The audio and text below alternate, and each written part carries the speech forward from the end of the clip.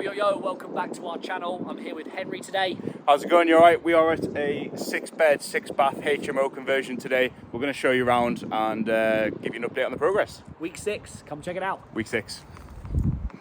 Awesome guys, so we haven't been to this site for a little bit of time. The reason for that is I'll tell you a little bit later on down the video. So this is week 6 on the build, however we're about week 8 or 9 on the progress now as well. So as you can see, all first fix electrics is now fully complete. We've had all the fire alarm systems tested. So you can see there's wires absolutely everywhere. Very similar to week 5, but there's a little bit more going on now. In bedroom number 1, as you can see, there's not been a huge amount of progress, and let me tell you the reason for that.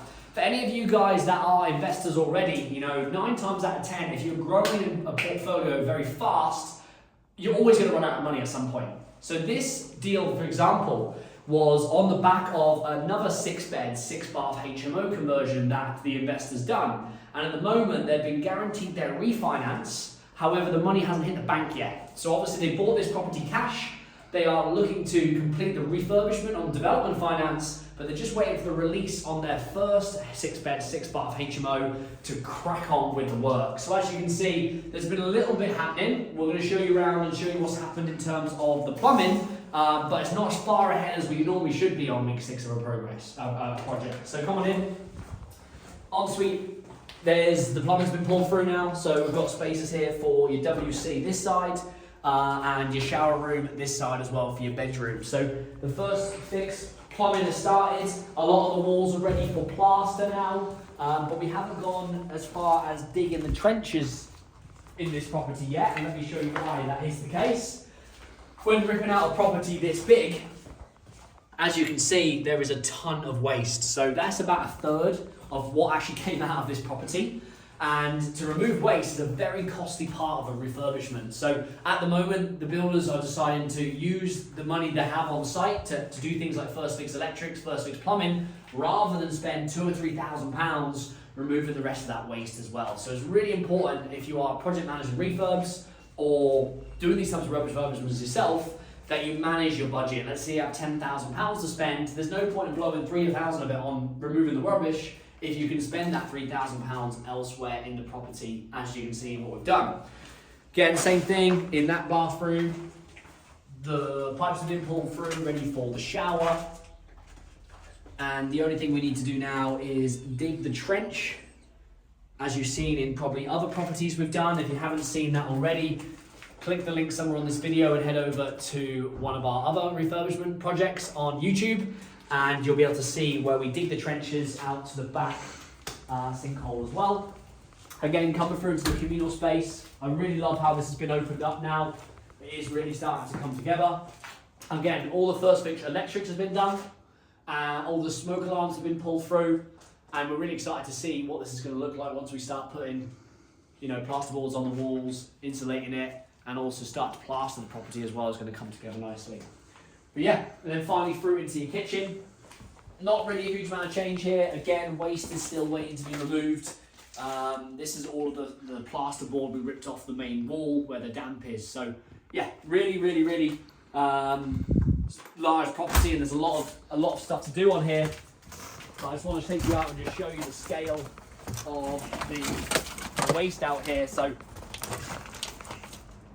these large Victorian houses, 9 times out of 10, if they have this extension on the back, which we've just come out of, you don't get a huge garden space. But this one is on the bigger side, and as you can see, there's a few ton of rubble and timber and plasterboard and mirrors and wardrobes all out the back here as well. So yeah, it's looking good. However, we'd have liked to have had all this removed by now.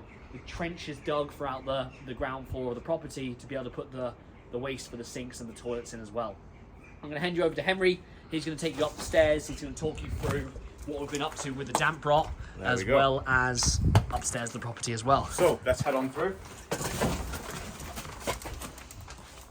So with this property being so large, it's got a big gable wall end, and because we've had some problems with the guttering, with plants growing out the gutter, it's kind of overflowed and come all the way down this gable end. So let me show you.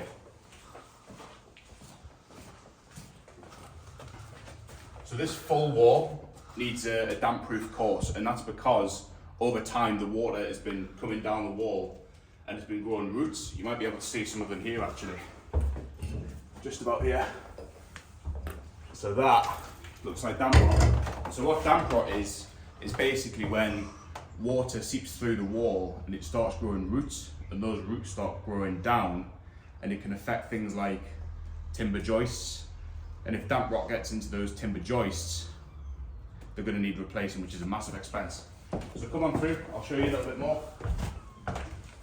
We'll go around this way actually, talk a little bit more about the damp rot. It's weird being this side of the camera, Henry. I'm normally just being your side. So this is what we're looking at. If you come up close, you can see this is part of the damp rot, and what this is it's dried out a little bit now, but up here as well. Now, if that gets into the joist, like I said, that can be a huge problem. All the joists are going to have to come up. Now, we caught this just in time, which was really lucky.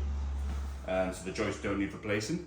But what we do have to do is spend between £6,000 to £8,000 treating this wall. It wasn't an expense we were expecting on the site. However, the owners of this property are builders themselves, so they have come across similar sort of things. But it's really important to spend the right amount of money on it and treat it now so that you don't cause problems later down the line. Like I said, and Henry said, it didn't affect the joists, but it could have done, and we could have had to replace a lot of floorboards and a lot of joists at the top here on this first floor. So yeah, definitely. So the plan is to damp-proof course this whole wall, gable end, which is going to take a lot of work. It's quite expensive, just like Lewis said. And then fix I think the gutters have already been cleared outside, so it should stop any more water from kind of coming into the property. But the joys of property, these are the kind of problems that we come across. So this is one of the smallest bedrooms in the house. The ensuite is going to be here, just next to us. I think Lewis has gone through before. We're actually going to use some space here, so we're actually going to build out a little bit. As long as you can have a 2.2 metre headroom for the stairs, you can build out and we can utilise this area for an ensuite. And then behind Lewis is the bedroom. Through this way is another 2 bedrooms. Again, all the fire alarm wires have been pulled through. First fix electrics is done. Here. A little bit of the plumbing's been pulled through as well for the first fix. So then we can get the plaster boards in and the ensuite's fitted. This wall's ready to be plastered. This is an example of another problem that we've got to deal with. So during the rip out stage, this wall had to be basically shaved down to get the door frame in, but what we can see is if you come in closer, these bricks just start crumbling away. So what we're going to have to do is round here is build this wall out a little bit, just to give it a little bit more structure. Because I'm not sure if you can see from the video, but that's shaking. That's not safe. That's got to be sorted. And obviously there's a lintel been put in above. Like this doorway wasn't here as Henry mentioned, so we've had to punch a wall through there to make the entrance to the final bedroom. But with a lintel like that on a supporting wall, we definitely need to re-support that more than what it's currently got. So yeah, good spot, Henry. Good stuff. The insulation's been put into this wall, boarded a little bit. That just needs to be finished with the boarding, but again, all the fire alarm wires have been pulled through. And yeah, it's looking good. Through this way, plumbing should have been pulled through as well. Yeah, so that's, again, just ready to be kind of boarded and plastered, and then all the ensuites can get put in. But like Lewis said, there's a bit of a delay due to the refinance. So once that refinance money comes through for the investor, then we can get cracking again. Awesome. And just to finally touch on a few points. So with this type of project, we're working closely with the HMO officer, to make sure that we're meeting all regulations. So I'm in direct communication with the HMO officer throughout the whole build. We had her come out at the start of the project. We'll have her come out, halfway through maybe, to make sure that we're doing everything to regs and she's happy with everything. And then we'll have her come out at the end when we have the sign off on the 6-bed, 7-bath HMO as well. Also, building control. Really important on these sites that you have building control on your side. The reason why some of the insulation's been done and some of the boarding's been done is it looks like they've done half a job, but we do need to leave some of the walls open to show the building control officer that the thickness of the insulation we're using, the type of boards we're using. Like in the en-suites, for example, you need moisture boards. We dropped all these ceilings. We need to show building control that we're insulating enough, and we're using the relevant boards for noise reduction. So it's really, really important that you work alongside your HMO officers, your building control teams, your councils to make sure you do everything to spec. If not, you could get later down the line, have to rip the whole place apart just to show the likes of the council that you've done everything to the right standard. So yeah, if you're enjoying this episode, make sure you smash that like button and subscribe.